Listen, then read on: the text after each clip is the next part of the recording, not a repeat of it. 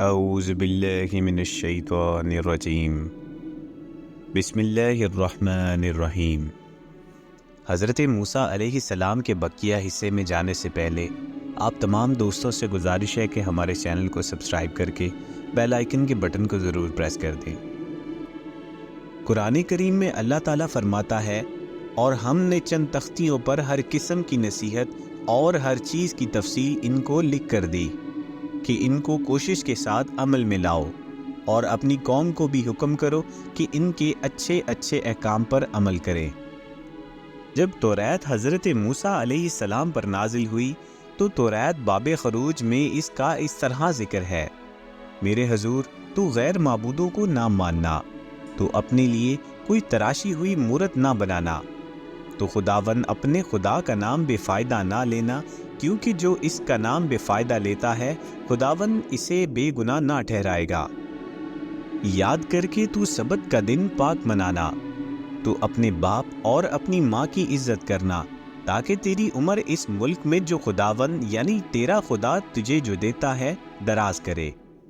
تو خون نہ کرنا، برے اور شرمناک کام نہ کرنا، تو چوری نہ کرنا، تو اپنے پڑوسی کے خلاف جھوٹی گواہی نہ دینا، تو اپنے پڑوسی کے گھر کا لالچ نہ کرنا، تو اپنے پڑوسی کی بیوی کا لالچ نہ کرنا، اور نہ اس کے غلام اور لونڈی اور اس کے بیل اور اس کے گدھے کا اور اپنے پڑوسی کی کسی اور چیز کا لالچ نہ کرنا۔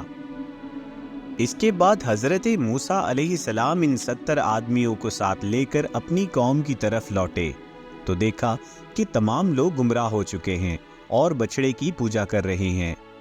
حضرت موسیٰ علیہ السلام نے حضرت ہارون علیہ السلام سے پوچھا تو ہارون علیہ السلام نے سارا ماجرا بیان کرتے ہوئے کہا کہ سامری نے سب کو گمراہ کرنا شروع کیا۔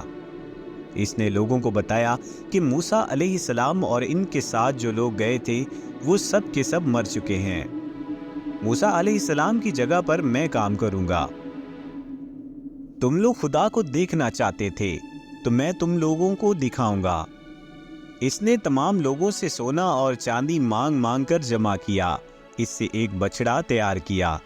اس میں جادو کے ذریعے ایک ایسی صفت رکھ دی جیسے وہ بول رہا ہو۔ بچڑے کو ایک کھلی جگہ پر رکھ دیا، اس کے ارد گرد لوگ جمع ہو گئے۔ سامری نے تمام لوگوں سے کہا کہ میں بچڑے سے جو کچھ پوچھوں گا یہ جواب دے گا۔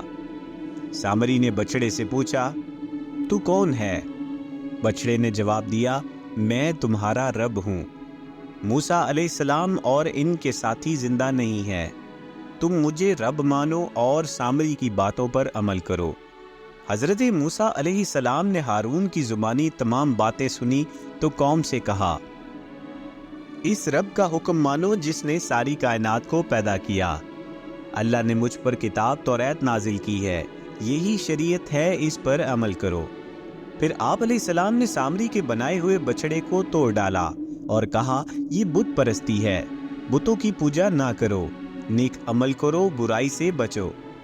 قوم نے حضرت موسیٰ علیہ السلام کی باتوں کو نہیں مانا تو اللہ نے ان لوگوں پر عجیب و غریب عذاب نازل کیا۔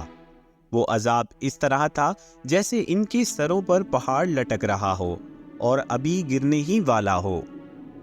لوگ سروں پر لٹکتے ہوئے پہاڑ کو دیکھ کر خوف زدہ ہوئے اور سجدے میں گر پڑے تو ان پر سے عذاب ٹل گیا۔ ایک مرتبہ اللہ نے موسیٰ علیہ السلام سے وعدہ کیا تھا کہ میں ملک شام کی سرزمین کا وارث بنوں گا، جہاں تم سب اطمینان سے زندگی بسر کر سکو گے، لیکن شرط یہ ہے کہ اس سرزمین کو حاصل کرنے کے لیے جہاد کرنا پڑے گا۔ حضرت موسیٰ علیہ السلام نے یہ خوشخبری اپنی قوم کو سنائی۔ اس سے خوش آئندہ بات کیا ہو سکتی ہے؟ اسرائیلی اس بات سے خوش تو تھے، وہ چاہتے تھے کہ ہمیں یہ سرزمین آسانی سے مل جائے، جہاد کرنا ہی نہ پڑے۔ جہاد کرنے کے لیے دل سے تیار نہ تھے۔ ناظرین، یہاں مزید آپ کو بتاتے چلیں کہ موسیٰ علیہ السلام کے سمجھانے پر بعد میں آمادہ ہو گئے۔ حضرت موسیٰ علیہ السلام پہلے تو اپنی قوم کو لے کر ملک کنعان پہنچے، وہاں جا کر کچھ اطمینان کا سانس لیا۔ وہاں جہاد کے لیے اپنی قوم کو تربیت دینے لگے، نظم و ضبط پیدا کرنے کے لیے کچھ طریقے بھی واضح کیے۔ بنی اسرائیل 12 قبیلوں میں بٹے ہوئے تھے ہر قبیلے کے لیے ایک سردار مقرر کر دیا تھا تاکہ ہر قبیلہ اپنے اپنے سردار کے ماتحت رہے اور سردار کے حکم پر چلے۔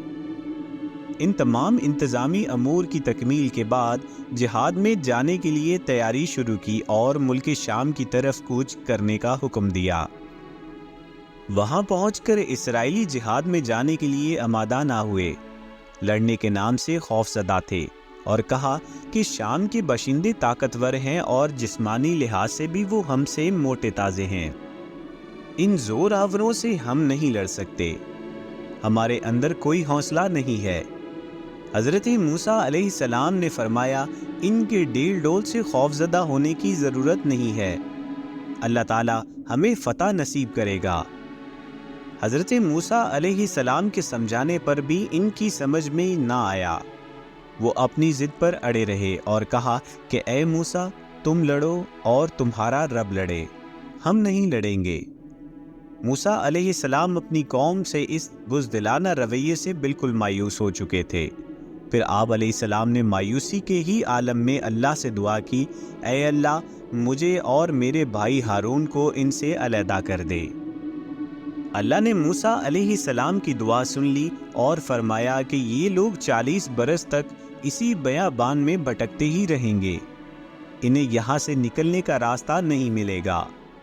چنانچہ حضرت موسیٰ علیہ السلام اور حضرت ہارون علیہ السلام اپنی قوم سے علیحدہ ہو کر شام کی طرف روانہ ہوئے۔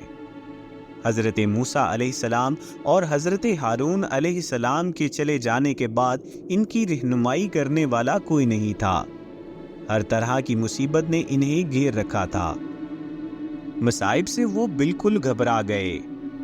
اب ان کے سامنے ایک ہی راستہ تھا کہ وہ مصر واپس لوٹ جائیں، لیکن راستہ ان کی سمجھ میں نہیں آ رہا تھا۔ وہ مصر جانے کے لیے کچھ فاصلہ طے کرتے، دوران سفر اسی جگہ گھوم کر چلے آتے جہاں سے سفر شروع کیا تھا۔ ان کے سامنے یہ عجیب و غریب معاملہ تھا، بھوک و پیاس نے اور بھی نڈال کر دیا تھا، نہ کھانا تھا نہ پانی۔ جب موسیٰ علیہ السلام اور ہارون علیہ السلام ملک شام سے لوٹے تو ان کو بدحال پایا۔ قوم نے ان سے فریاد کی کہ یہ کیسی مصیبت ہے کہ ہمیں گھیر رکھا ہے۔ حضرت موسیٰ علیہ السلام بولے، یہ تو تمہاری ہی بدعمالی کا نتیجہ ہے، تم بزدل ہو چکے ہو، تم نے جہاد میں جانے سے انکار کر دیا تھا تو یہی وجہ ہے کہ تم پر اللہ کا عذاب نازل ہوا، تم یہاں 40 سال سے بھٹک رہے ہو۔ موسیٰ علیہ السلام نے اللہ سے فریاد کی تو ان کی مصیبت ٹل گئی، انہیں راستہ ملا، پھر مختلف قبیلوں میں مختلف مقامات کی طرف چل پڑے۔ کچھ قبیلے بیت المقدس میں آباد ہو گئے۔